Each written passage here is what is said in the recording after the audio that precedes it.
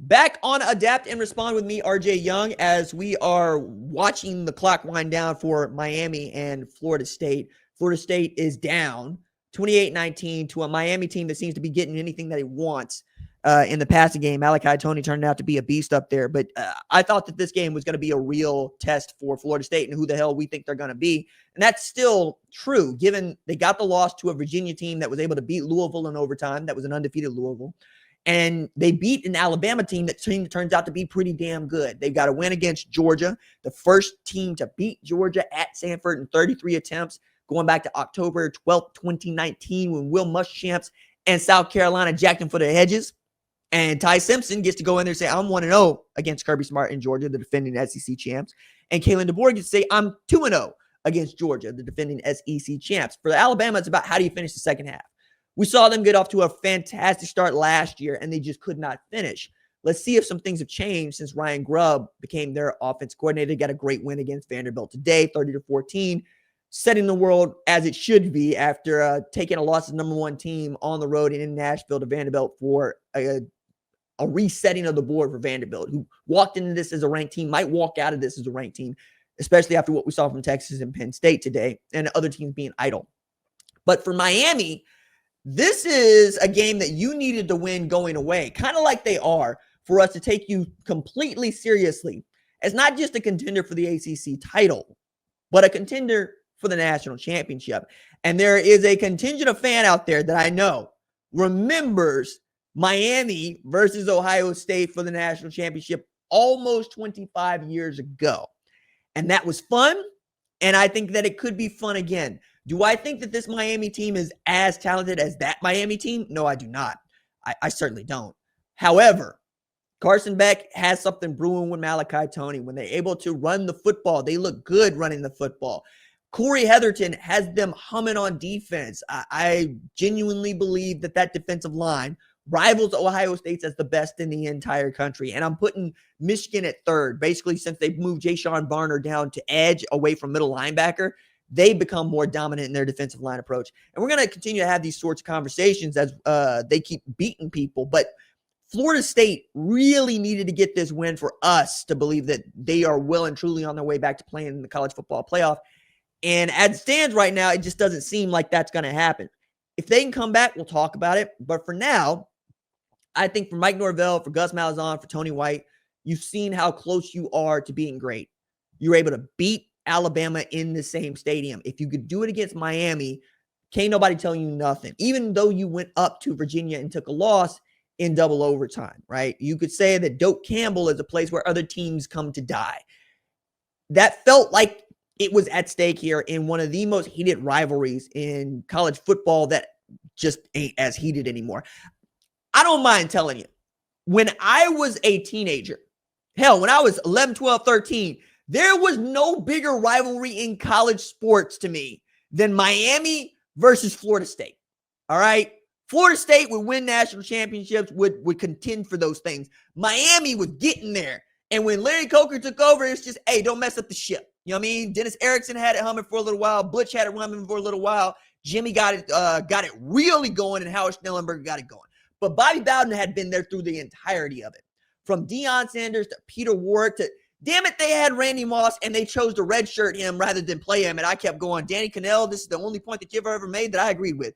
Y'all should have thrown Randy Moss's behind up out there. Can you imagine having Peter Warrick and Randy Moss at wide receiver? Some of y'all ain't old enough to remember, but some old heads in here, there's some unks in here like myself with a little white in our beards, a little white in our hair that are going, no, you didn't want to smoke with Peter Warrick, you didn't want to smoke with Randy Moss, and you didn't want to smoke with Charlie Ward. Hello? Heisman Trophy winner that chose to play basketball. Dog, come on now. That's like RG3 winning the Heisman Trophy and then deciding he's going to run the 400-meter hurdles. I mean, it's not something you go see no more. We just don't do that. But that's the kind of legacy that you had at Florida State. That's the kind of legacy that you had at Miami. Hell, Florida State played against Oklahoma for the 2000 national champion with an old as hell quarterback, Chris Winkie. And at the time, didn't nobody think no 20-plus-year-old quarterback was ever going to play in college football. Then we got Brandon Weeden, and then we've got, name, image, and likeness as is happened today. And we got guys that have played 6 years of college football like Dylan Gabriel who get to jack all the records because they get the 2 extra years to play. But as I'm looking more and more at this Miami team, I'm coming to appreciate what they are very good at and what they have not been very good at in the years past. They are able to sit on a lead.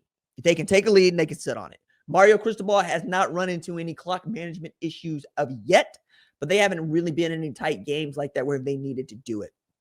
They've also been really great running the football. Like even as I'm doing the live analysis right now, I'm looking at Malachi Toney for the 7 for 107, but the guy that's stirring the drink that's really allowing for the brothers' routes to get run is CJ Daniels, who sets the tone in that Miami wide receiver room, according to Mario Cristobal, who's an offensive line coach at heart and who ain't giving out no easy, he hustles. He really loves that guy. He really thinks that guy can make them a better football team and set the standard for guys like Malachi Toney to show up, whose nickname, I kid you not, is Baby Jesus. Why is he nicknamed Baby Jesus? Because the boy just turned 18 years old and he was stomping out people in South Miami. It takes a special kind of human being, especially a short dude like myself, be stomping out other people in Florida. You know what I'm saying? Jeremiah Smith come out of there. Lamar Jackson come out of there. It's North Florida, but you get my point here. Derrick Henry come out of there. Dion come out of there. You can keep going down the line. Patrick Surtain come out of there. The dudes that be coming out of the state of Florida, let alone South Florida, be something different. So when they tell me that they got a dude, I choose to believe them.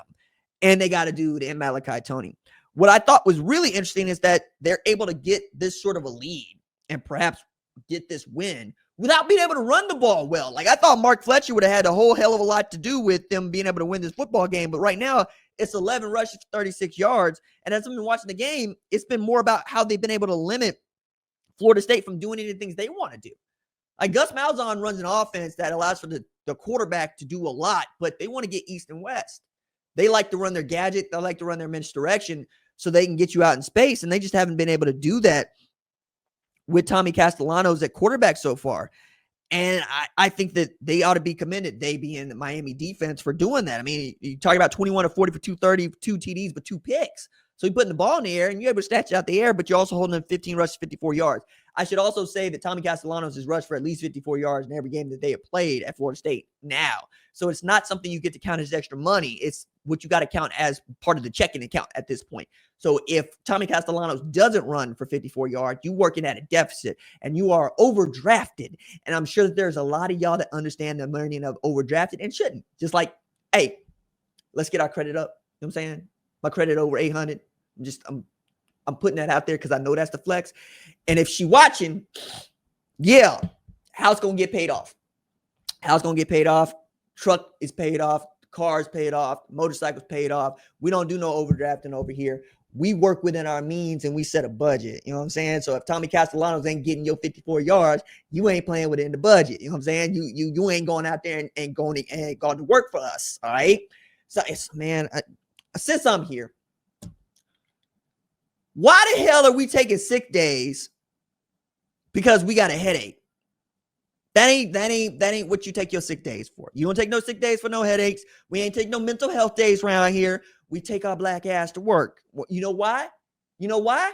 Because we got bills that got to get paid. And the bills don't give a damn about your headache. Bills don't give a damn about your mental health. They care about getting paid. You get your mental health and your Tylenol together. Your ibuprofen together. I don't want to have no Tylenol conversation with y'all. Your ibuprofen out here, and you go to work. Let's go get this money. So there's always something in the checking account so we don't get overdrafted. That said, sometimes you're going to get hit over the head with something. You're going to get a high water bill. You're going to get a high electric bill. And that's what it feels like is happening in Florida State right now because they have done what they needed to do with Tommy Castellanos. Got you 2 turnovers. Also got you 54 yards. But you haven't been able to do much outside of that, man. And as much as I wanted Deuce Robinson to have his way with this Miami secondary, and I thought he might, given all 6'6" of his behind, and that they moved into wide receiver, which I absolutely love. That's such a Gus Malzahn thing to do. Do y'all remember DeQuil Williams would do this at Auburn for Gus? Many of y'all don't remember that DeQuil Williams looked like Duke Williams. Used to look like a defensive end out there playing wide receiver. Gus loves that kind of dude. Tight end at USC, no, you play wide receiver for Gus Malzahn, where the gadget offense is, hey, we are throwing it deep or we running the football. Either way, you're going to be butt naked open. You're going to get one-on-one coverage against some smaller defensive backs, and we're going to make it do what it do. I also think that when we're talking about Florida State and this Miami game, the idea that you could be about 50% on your third down conversions against Miami and still be down by 2 scores, kind of wild to me. That's kind of wild to me, because right now they're 7-16 and 3 or 4 on fourth down. It's just Miami's put a lid on the defense, and or you put the ball in the air and they're going to go get it. Meanwhile, you got you going for it on 4th and 8 with 1:12 left to go and give the ball back to Florida State, and this game is probably over. But also, Miami didn't play a clean football game. I mean, the game has got 1 minute, 12 seconds left to play in it. We're talking about 11 penalties for 84 yards for Miami. You should be able to win that football game at home if you are Florida State. You know, you were the more disciplined team. You were better on third down. You didn't win the turnover battle, and that probably does you in. You got 3 turnovers to their 0. But I would feel like you're in a spot where you could win this thing. I mean, Miami even had the ball that many times, and Florida State got something like 25 first downs in this game. And even now, I think we're going to talk about Florida State being a team that contends toward the end of the year about making the college football playoff, depending on how things shake out in the SEC. But this is going to be their second loss, right? And it's going to be their second loss, or just their first loss to a team that is ranked now. And I think the Alabama loss is going to look a lot better for them.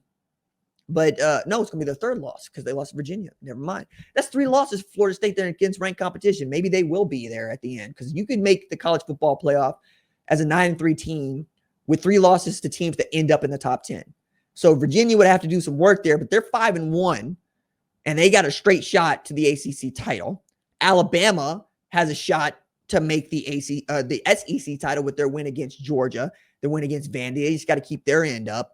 And then we're talking about Miami, that might be that team that goes undefeated in the ACC and wins a championship. You might look at that as a Florida State fan and go, okay, we can get to this. We can get in. And if we get in, we get a good draw, maybe we can make it go. And I got to tell you, after going 2-10 last year, and then bringing Tommy Castellanos in, and bringing Tony White in, and bringing Gus Malzahn in, and really overhauling the football program, to be in a position to talk about making the college football playoff at Florida State after week 6, that's Mike Norvell earning his money. On the one hand, you can make the argument he should have never lost the money by going 2-10. You're right. I understand. I get it. But that's the past, and we live in the present, and we look toward the future. Right now, nothing about this game has led me to believe that Florida State can't play with anybody in college football. There were teams that they'll get beat by, like Miami, but they're not going to get run out the building. That I find to be encouraging if you are a Noles fan. And yeah, you wanted this one. It's on national television. It's at night. It's at home, and it's Miami. But if you got to lose to Miami being a top 25 opponent and then being the number 3 team in the country according to the AP, I don't see that changing for me when we get to the AP top 25. And to my top 25, I think the same 3 teams are going to be the same 3 teams for me.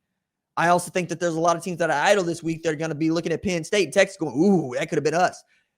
And a lot of teams that are at the back of that, like Georgia Tech, that going to move up because they're 5-0. BYU, who got a win Friday night against West Virginia, it's also 5-0.